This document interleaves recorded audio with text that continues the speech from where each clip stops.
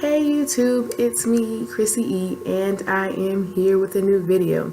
As you can see down below in the title bar, that this video will be tips and tricks to starting your locks.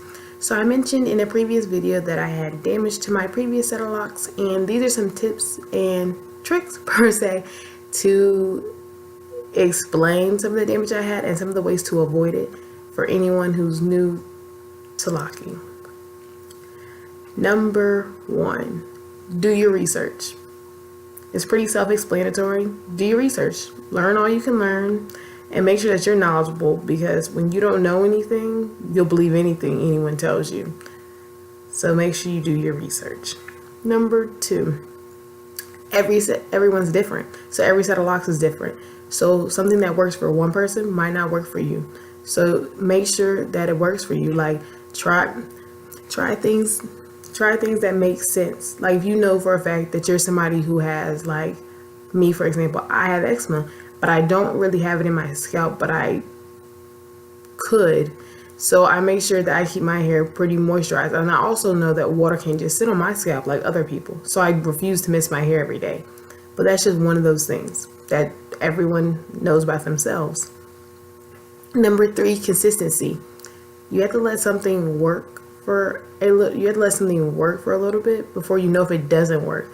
Like if you try a product 1 week, like you do one shampoo 1 week and then you're like, it doesn't work, and then you try another one the next week. How do you know it didn't work? You didn't give it any time.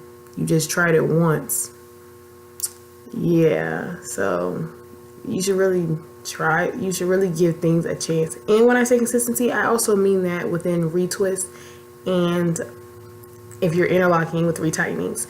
I know for most people don't realize this, but locks are shedded hair, and if you want them to consistently be the same size, they need to be consistently maintained.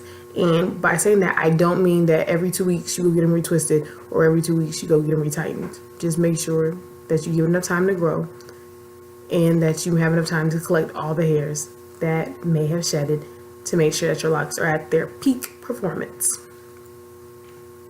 Number 4, less is more.